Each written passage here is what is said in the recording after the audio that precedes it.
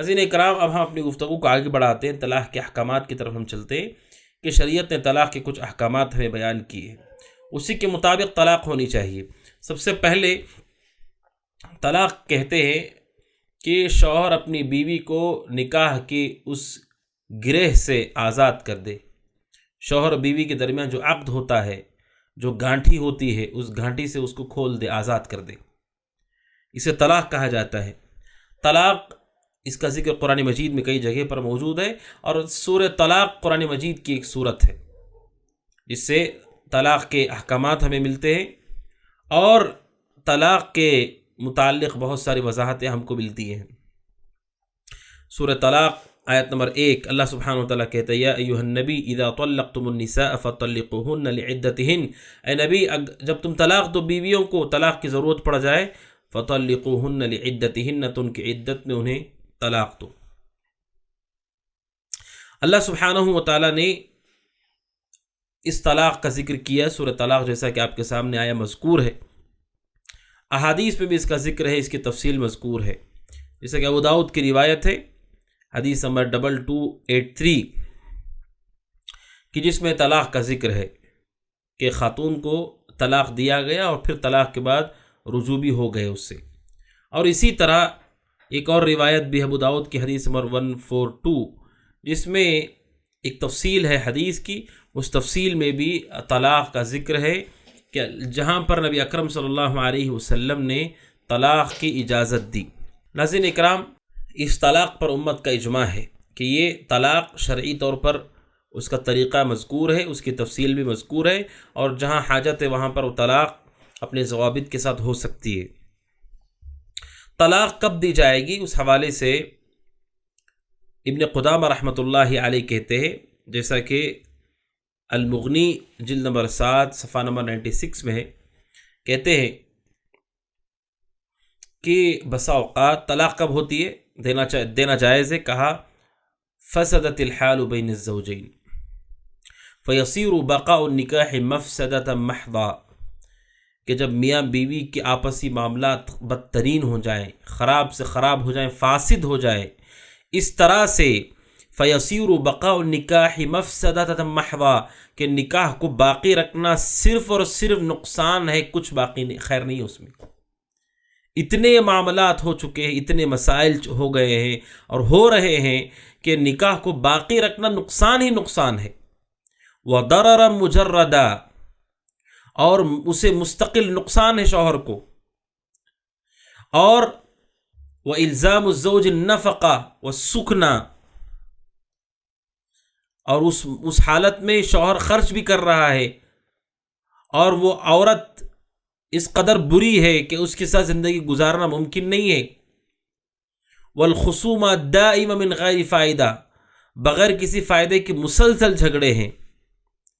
تو پھر شریعت اسلامیہ کہتی ہے کہ آپ اس نقصان کو ختم کر دیں، اس نقصان کو ختم کر دیں،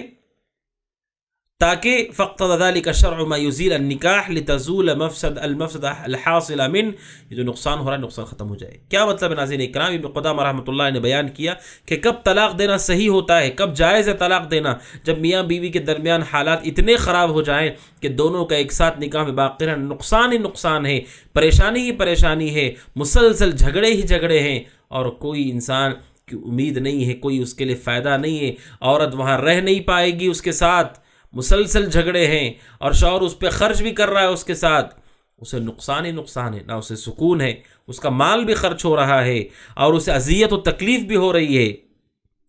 تو شریعت یہ کہتی ہے کہ اس نقصان کو آپ ختم کر دیجئے۔ نکاح تو فائدے کے لیے ہے، سکون و اطمینان کے لیے ہے، خیر اور منفعت کے لیے ہے۔ جب منفعت اور نفع سکون سب ختم ہو گیا، اب گھر اس کے لیے گھر نہیں رہا، زندگی اس کے لیے اجیرن ہو گئی ہے، روزانہ مسلسل جھگڑے ہیں، اور دیکھتا ہے وہ کہ اس کا گھر میں رہنا، اس بیوی کا گھر میں رہنا اس کے لیے کوئی فائدے کی چیز نہیں ہے، کیوں اس نقصان کے ساتھ زندگی گزارے انسان؟ تو شریعت نے وہاں آسانی رکھی ہے پورے راستے بند نہیں کیے، اللہ نے راستہ رکھا ہے کہ نکاح ہو گیا تو اس کا یہ مطلب نہیں کہ موت تک بھی نکاح ہی رہے گا، نہیں، طلاق دے کر کے اس مصیبت سے چھٹکارا پاؤ، اس نقصان کو ختم کرو، اس پریشانی کو مٹا دو۔ اس لیے کہ ناظرین اکرام، مسئلے ہو جاتے ہیں، اختلاف ہو جاتا ہے، اس سے پہلے تفصیل بھی آئی، شوہر بیوی کے عیبوں کو نہ دیکھے، یہ ساری تفصیلات آئی، لیکن جب صرف اور صرف جھگڑے پر زندگی چل رہی ہو، صرف اور صرف آپسی لڑائیوں کی پر زندگی چل رہی ہو، الزامات پہ زندگی چل رہی ہو، مار پیٹ اور گالیوں پہ زندگی چل رہی ہو، اور اصلاح کا کوئی راستہ نہیں، اور اصلاح کے لیے تیار نہیں عورت، اسی پر وہ قائم ہے، مسلسل وہ اسی پر چل رہی ہے، شوہر گھر میں سکون سے رہ نہیں سکتا ہے، اسے راحت نہیں، اسے اطمینان نہیں ہے، وہ کہاں کھائے گا، کہاں آرام کرے گا، تو اس موقع پہ شریعت کہتی ہے کہ اس پہ ظلم نہیں کیا جائے گا۔ اور آگے آپ کے سامنے آیا کہ عورت کے لیے بھی کچھ حالات ہیں جس سے وہ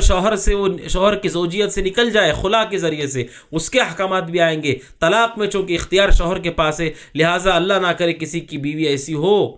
کہ اس کے ساتھ زندگی گزارنے کا کوئی راستہ آدمی کو نظر نہیں آ رہا ہے، وہ طلاق دے دے، لیکن جیسے اس سے پہلے تفصیل آئی، جلد بازی نہ کرے۔ ایسے عیب ہر عورت کے اندر کوئی نہ کوئی کمی، کوئی نہ کوئی عیب ہوتے ہیں، پریشانیاں، اختلاف سب جگہ ہوتے ہیں، لیکن جیسے ابن قدامہ رحمۃ اللہ علیہ نے کہا کہ جب زندگی صرف اور صرف جھگڑا بن کر کے رہ جائے، نکاح صرف اور صرف مصیبت بن کر کے رہ جائے اور کوئی اسے فائدہ نہیں، صرف نقصان ہی نقصان ہے، عورت ہے وہ عورت گھر میں رہنے کے لیے تیار نہیں، گھر میں رہنے کے لیے تیار نہیں، شوہر کی خدمت کے لیے تیار نہیں، اس کی اطاعت کے لیے تیار نہیں، بلکہ وہ اس کے ساتھ جھگڑا کرے، اسے گالیاں دے، اس پہ الزام لگائے، اسے مار پیٹ کرے، اسے کورٹ کچہریوں میں گھسیٹے۔ اب سوچئے، نہ اسے سکون ہے، الٹا نقصان ہی نقصان ہے۔ تو وہ شریعت اجازت دیتی ہے ایسی عورت کو طلاق دے کر کہ انسان آزاد ہو جائے۔ طلاق سے جو نقصان ہوگا اس سے بڑا نقصان تو یہاں ہو رہا ہے، اس لیے وہ آزاد ہو جائے۔ اور میں نے ایک ابو داؤد کی حدیث کا حوالہ دیا، ابو داؤد 142 حدیث، حضرت لقیط بن صبرہ رضی اللہ تعالیٰ عنہ نے اللہ کے نبی علیہ السلام سے کہا کہ میری ایک بیوی ہے، من طول لسانها و بدائها، لیکن بہت بد زبان ہے، بد اخلاق ہے۔ صحابی رسول نے کہا بد زبان ہے، بد اخلاق ہے، کیا کروں میں؟ بد زبان ہے، بد اخلاق ہے، آپ کو گھر میں رہنا ہے، سکون کہاں ہوگا؟ بد اخلاق عورت جو اطاعت نہ کرے، فرما برداری نہ کرے، الٹا شوہر کے ساتھ بےہودگی کرے، اس سے جھگڑا کرے، اسے گالیاں بکے، اس کے عیب لوگوں کے سامنے نشر کرے، کیسے زندگی ہوگی؟ کہا اے اللہ کے نبی، میری بیوی ہے، بد زبان ہے، بد اخلاق ہے۔ اللہ کے نبی نے فرمایا طلقها، آپ نے لقیط بن صبرہ سے کہا طلاق دے دو، اس کو چھوڑ دو اسے۔ تو آگے وہ کہتی یا رسول اللہ انها ذات صحبہ وولد، اے اللہ کے نبی میرا معاملہ یہ ہے کہ وہ میری بیوی، میری اس سے اولاد بھی ہے۔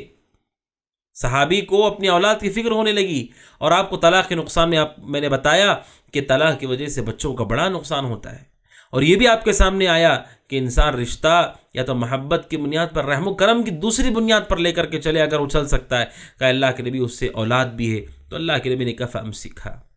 پھر ٹھیک ہے اپنے پاس رکھو، طلاق مت دو، وامرھا، اور اسے حکم دو، یعنی نصیحت کرو، اسے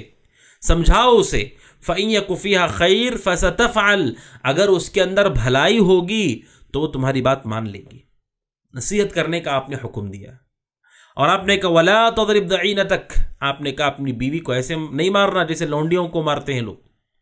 ایسے نہیں پیٹنا۔ اللہ کے نبی صلی اللہ علیہ وسلم نے لقیط بن صبرہ رضی اللہ تعالیٰ عنہ کو طلاق کی اجازت دی، اور جب انہوں نے کہا کہ میری اولاد ہے، وہ میری ساتھی ہے،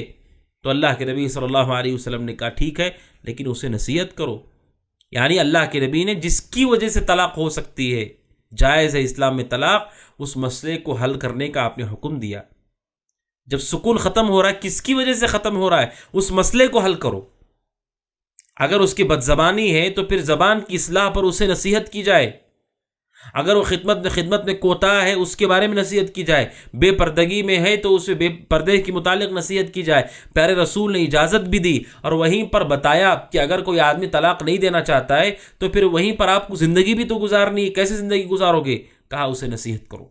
اسے سمجھاؤ، اور آپ نے یہ بھی کہا عورت کے بارے میں اگر خیر ہوگا تو عمل کرے گی۔ اس کا مطلب دیندار عورت وہ ہے کہ اس کے اندر اگر کمی ہے، کمزوری، کوتاہی ہے، تو وہ جب شوہر کہتا ہے تب بھی وہ اصلاح کرنے کے لیے تیار ہو جاتی ہے۔